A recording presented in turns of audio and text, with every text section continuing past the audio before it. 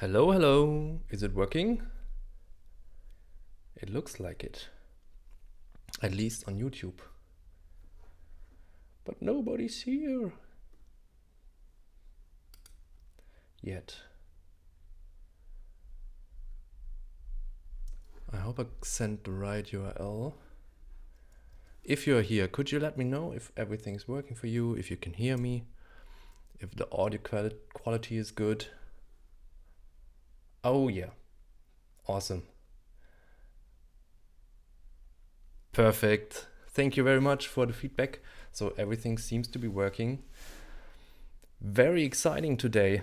The first live stream that is going to be public. So I did quite a few live streams already for our supporter group. That has been kind of a private group. But now it's public. Yeah, I sent it on Twitter and I sent it on in the forum, and I'm very excited about it. I hope it's going to be a good introduction into plugin development with Kirby. We are going to build a very simple field plugin today. And the main goal for this live stream is to get you started, to give you a starting point that you can take and move forward with. And don't make it too complex. Keep it simple. And if you like it, then this could be the first episode of a series. I mean, this would be something that makes a lot of sense, I guess, to extend this into a series, start from scratch, and then with each live stream you will get a bit more information about how to use the backend and how to do all sorts of things with our plugin extensions. But let's just get started. I mean, it's 4 o'clock. I hope you are ready. Let's do this. So what I did as a setup is very basic. I installed the starter kit. So just a Kirby 3 starter kit without any modifications. And you might not know this, but in the starter kit, there is a hidden page called Sandbox. You can access that most easily because it's hidden, as I said, with the search. So search for Sandbox and then it will pop up there and then you get to the Sandbox. And the Sandbox is a very good place to do all sorts of experiments. It doesn't have to be a plugin. It can be just trying out our different blueprint options, whatever you want to install. You can do in the Sandbox scenario a lot easier than working with a real page. So I have a Sandbox blueprint file, and I'm not going to talk about those basics. It's going to be a bit more advanced today. So if you are looking for a general introduction into Kirby, this is not the live stream you should watch probably. There will be more, I guess.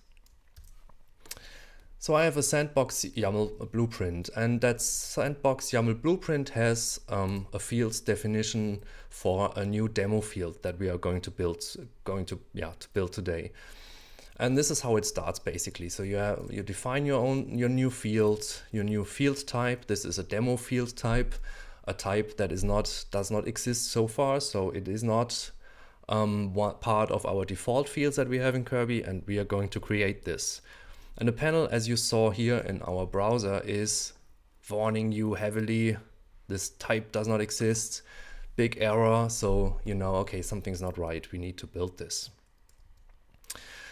And in order to build this, I'm going to use our new plugin kit for panel plugins.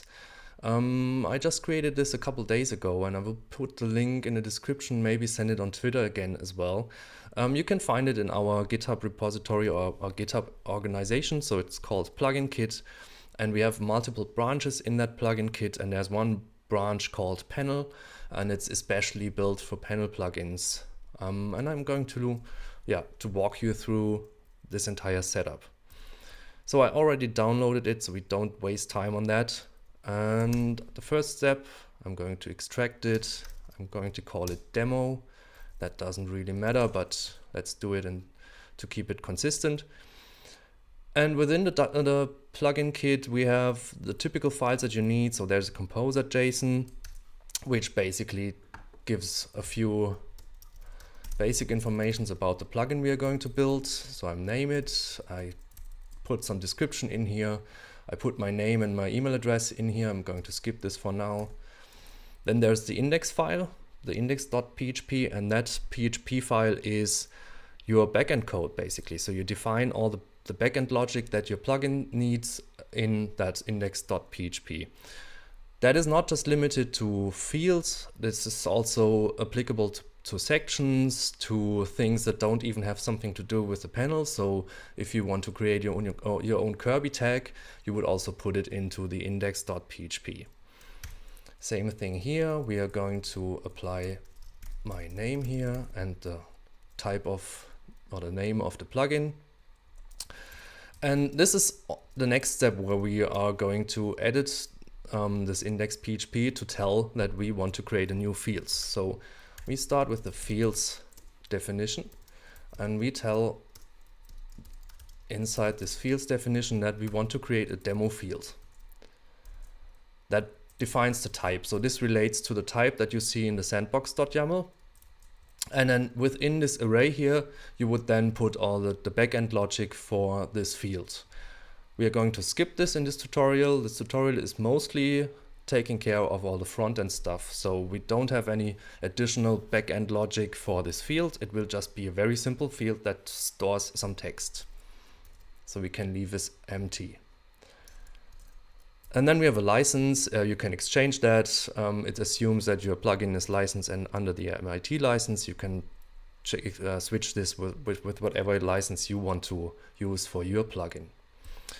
And then we have a package.json. That is our file that tells, that creates the build process. I'm going to talk about that in a second. And then there's a README file that you should fill in with all the documentation for your plugin. So once it's ready, you would put in a description, you would put in instructions how to install it, how to use it basically. And for our panel plugin, we are going to use we're going to build a front end with Vue.js components. And we can do two things. We could write those Vue.js components with simple JavaScript without a build process. That would totally work fine. So we could create a new, wait a second, that was wrong.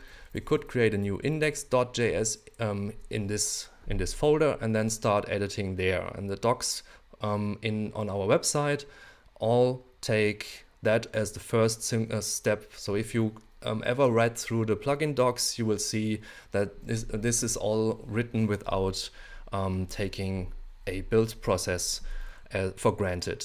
And we made this basically to give you a very easy introduction without any complex NPM stuff or any kinds of installations that you have to do in order to get this up and running.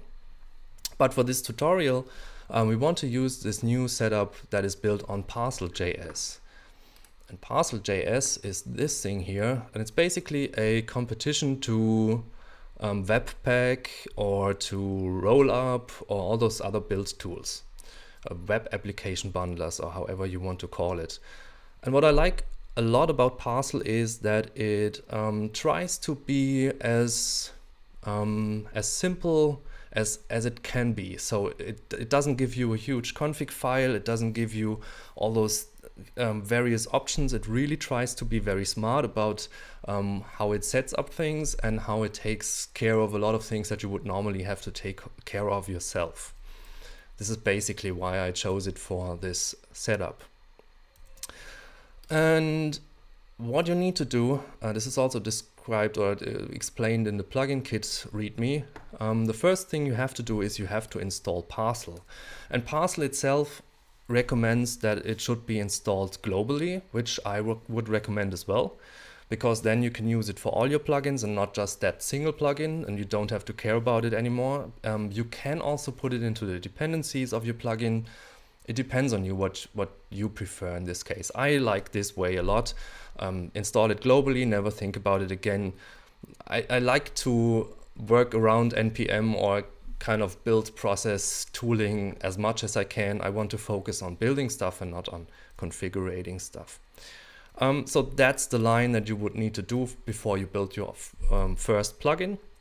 And once you did that, I already did that obviously, you can then open your plugin folder in the terminal and get started with npm run dev. And what you will see now is that Parcel checks out all the files that are already there, and it will check out what is in those files. So it will see that I have already set up a very simple Vue.js setup. So it will go and install Vue.js. It will go and install Sass because we are using Sass in our project. And it does all that as soon as it finds those dependencies. And I like that quite a lot. So once you start using Pug, for example, for templates, it will install that for you as well. Once you need something else in the build process, it will install that for you, but only once you need it. And it's kind of nice. So it takes a while. That's only the first run. Once that's done, it's all going to be fine afterwards. So you can see Vue.js, Vue runtime, and then it's done. So, and now it has built our plugin. And you can see there's a new index CSS and a new index.js. This is what I described earlier. This is what you would do if you don't have a build process. You would directly create an index.css and you would directly create that index.js. But now Parcel takes care of that. And we don't work in those files. We work in the source folder. And in the source folder, there is our main index.js. This is where we define what kind of plugins we want to build for the panel. So let's open that up. And in our boilerplate, we build a custom view. We don't want to do this in this demo, so I'm going to change that. Wrong. Rename this here as well. We don't want to create a view. We want to create a field. And again, pretty much like in the PHP file, we tell what kind of type of field we build. So we build a demo field. And then in that demo field, we could do something like the most simple thing would be to tell that component now, that field component, what to render, and just make that a paragraph that says hello. So theoretically, if everything went fine and we reload this, we will see hello here. So what's cool about this setup is that Parcel automatically takes care of so-called hot module reloading. That means whenever we do changes here, those changes will appear in our browser as well. It's a lot slower now as it would normally be when OBS is not running, but you can see I change something, I save it, and it instantly reloads. For those of you who are used to those kind of concepts, who use build tools anyway all the time, I'm going to cover quite a lot of like the basics here. It's a basic introduction, so it's intended for those who get started with this for the very first time, no matter if you came from just jQuery and HTML, or if you come from React, or if you come from Vue.js, it doesn't really matter. So it's more like a general introduction, so take this for granted now. But instead of defining all our components, logic and the templating in here, we will now use a so-called single file component. And this is what Vue.js makes so great, in my opinion, or one of the advantages of Vue.js. Single file components, I'm going to talk about them in a second.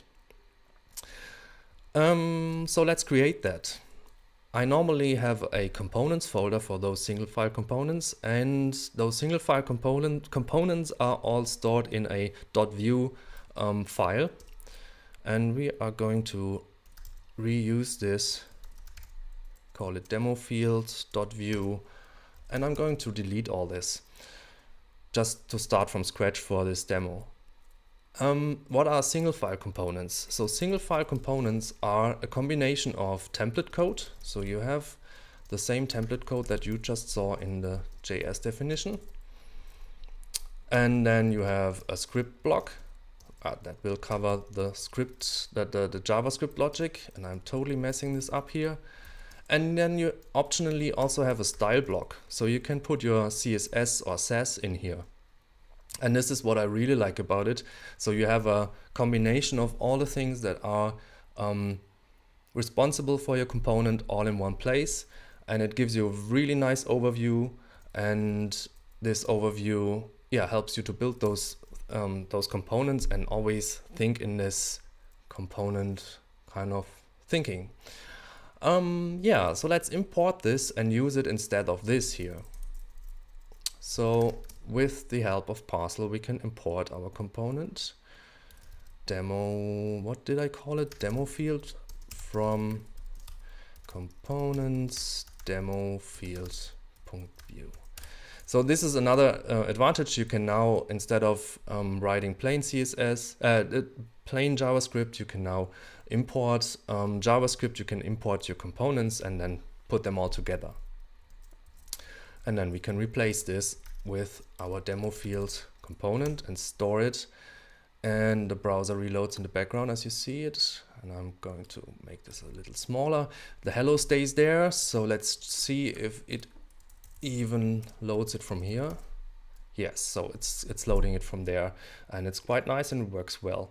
So we have a really simple hot reloading setup that we can use with single file components in Vue.js that instantly end up in our panel, which is kind of cool. And now you can do all sorts of things. I mean, basically a field is just a component, so what happens in that field is mostly up to you. It can be just a box that shows you some information. It can be an input, of course, that would make a lot more sense in this scenario. It can be all of that, basically. Let's make it a little more fieldish. Let's just pretend we have a div around our field, and then we would probably have a label. And then we might have an input that feels a lot more like a field. And we can totally do this, just write some plain HTML in there, and then it ends up in our panel. I hope you can all see this. We can close this for a second. So now the exciting things start. So we have a label here, and that is a hardwired label that is not very useful. So we somehow have to find a way to connect what we have in the front end with what we have in the back end. So basically what is stored in our YAML files or in our blueprint files. And you see, I already created a label option here. So it would be really kind of cool to load this demo label into our component.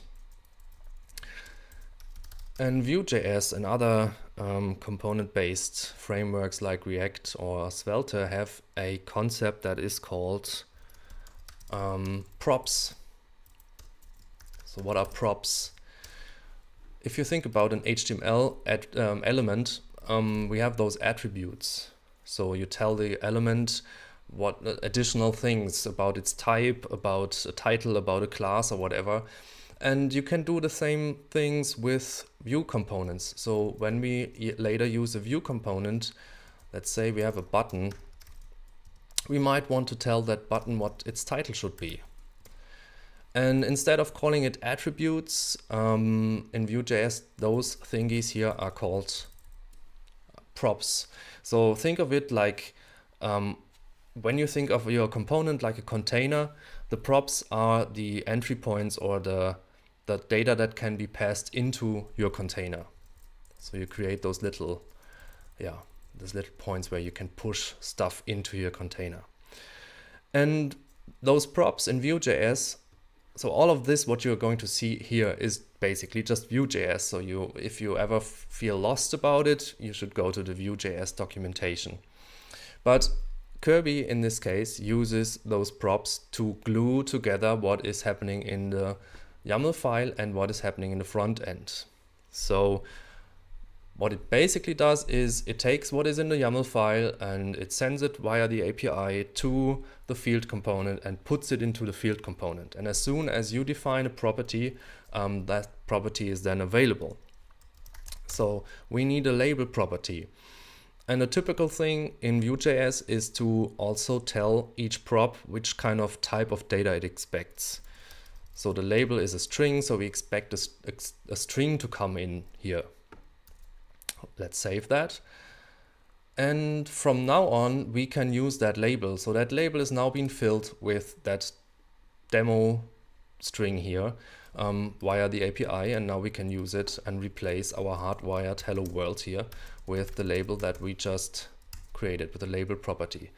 And Vue.js uses a handlebar kind of template syntax for that. So you have those two curly braces enclosing the property, and then you can use that property, which is kind of cool because now it's a lot more useful, and we can now change this and reload it, and it will appear.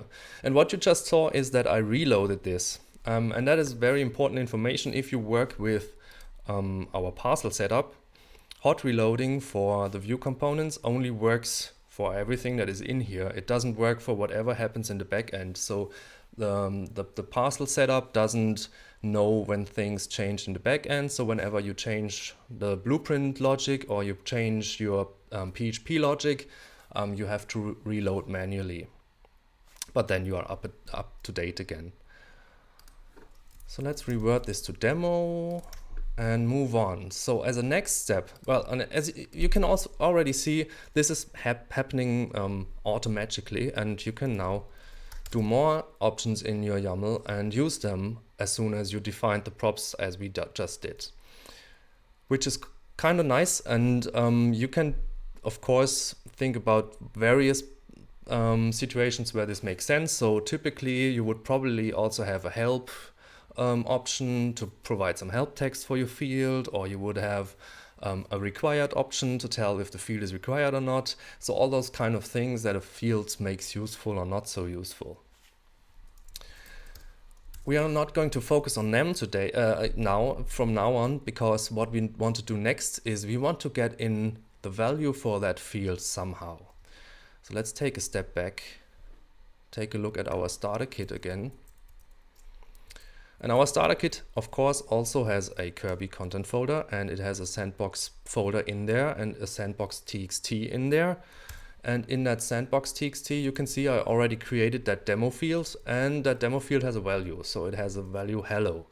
And as a next step, it would be kind of cool to load that value of that demo, that demo content field into our new demo field. And in order to do that, we can use the standard value attribute.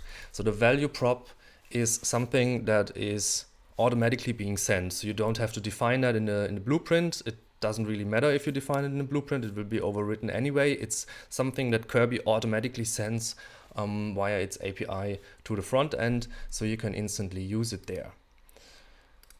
And that means we now have a value. Let's put that value in our template somewhere just to see that it works. So you can see it's now loading the hello value from our sandbox txt.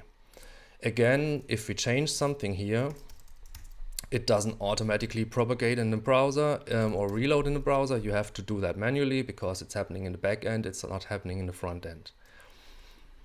But now we have a simple connection. But that value shouldn't, of course, be somewhere in that template. It should be in our input fields. Some Vue basics here. Normally you would accept to do this, of course, because in HTML you would just write value and then you would pass value in there. But then you can see it doesn't really work as expected. It does put a plain string in there, and this is not really helpful. So whenever you want to put data from our JavaScript logic into an attribute, you have to use Vue.js data attribute, or I don't really know how they call it actually. It's just a syntax that they use to say, okay, whatever ends up in here is not just a simple string or a number, it is a JavaScript expression. In this case, it's taking the value prop and putting it in there. To demonstrate this some more, this is really just JavaScript, so you can calculate in there, you can do all kinds of crazy things like combining strings. So this is really just JavaScript as soon as the colon is in front of the attribute name. So nice, we have loaded the value into our text input and now we can write there, but you see it doesn't really do anything. So normally what would happen in Kirby is as soon as a field value changes, the orange bar appears here, and that orange bar would indicate that something has changed in the form and that it can be saved now. And that doesn't really work.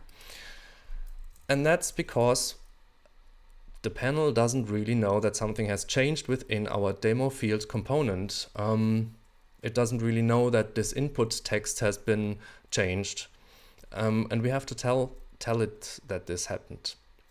And we do this with an event. And Vue.js has another syntax for events, which starts with an add. And then from there on, you can define all kinds of native HTML events. So for example, I could react on clicks or on key down events or on mouse over events, whatever native events you come up with that a certain element has, you can also use them with the add syntax. And there's a lot more to that. Event handling in Vue.js is close to perfect in my opinion. There are so many cool things in there. But what we are going to do, we are going to react on the input event, and on that input event we are going to call an onInput method. And so now we need that method somewhere. So we need to define it in our methods definition. So all of this again is Vue.js. This is not Kirby specific. And we can create all kinds of methods here. Basically, if you think about the container, all the logic is happening in that methods, or all kinds of custom methods that you need for your component to do all kinds of crazy things. You can define them in here. So we use this, and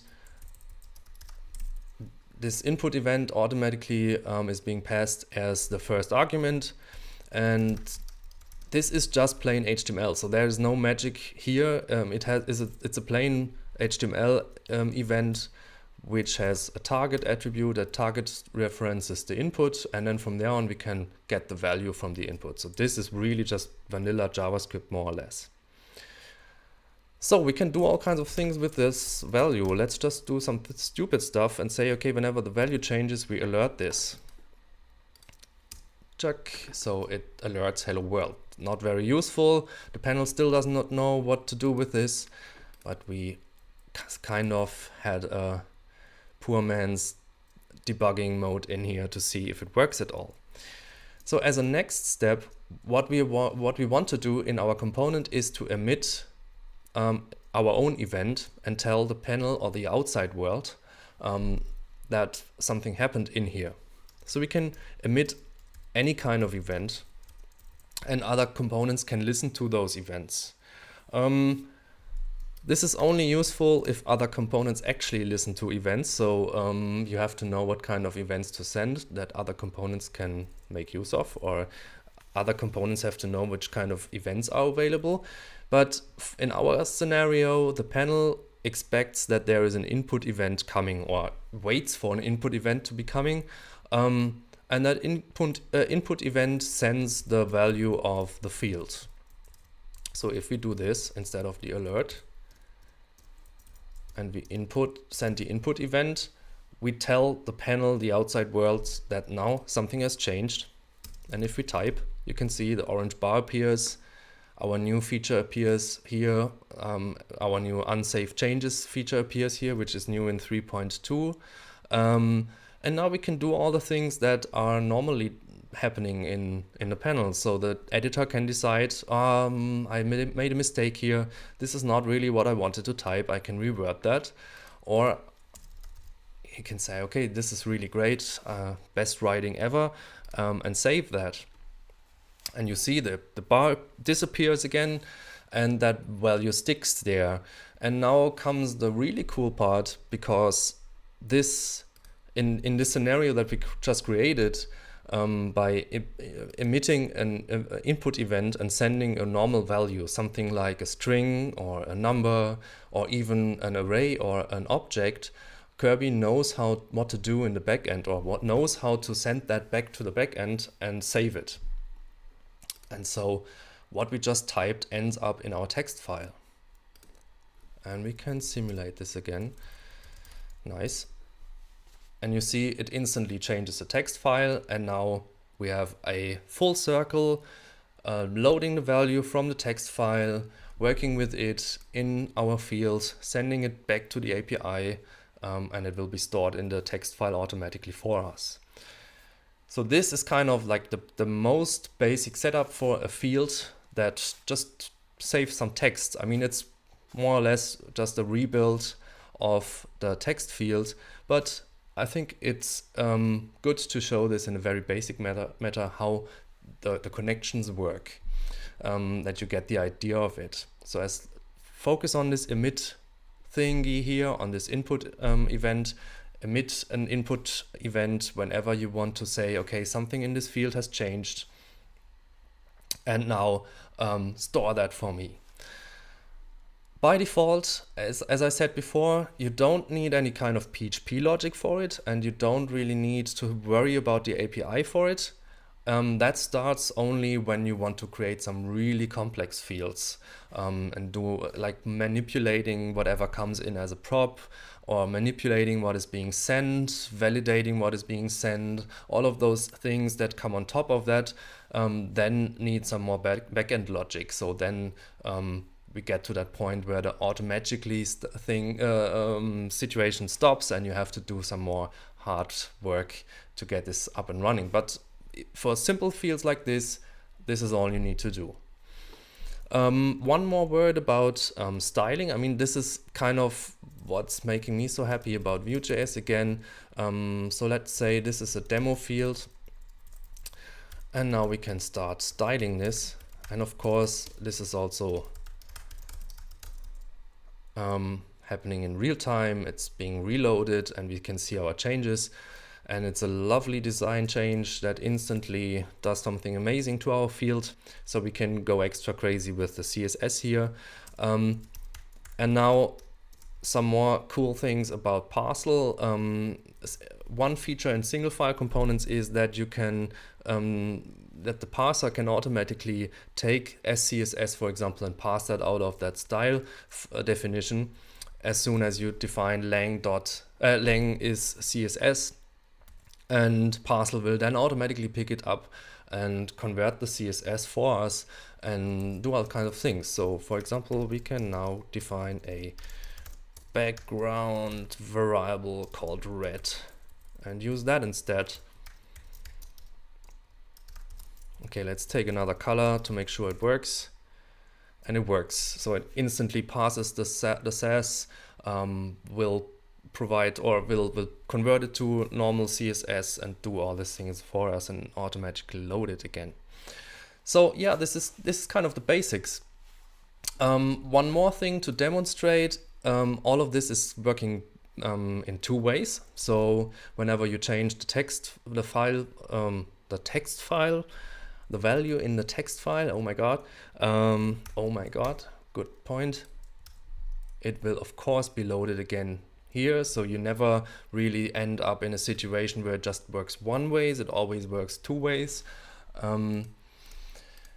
Yeah, so the next step from here on would be to replace some of the elements that we used with our own UI components, because we have solved so many things already in our own fields. So we have a label style or a label component, we have a field component, we have all of those things that you see in our interface.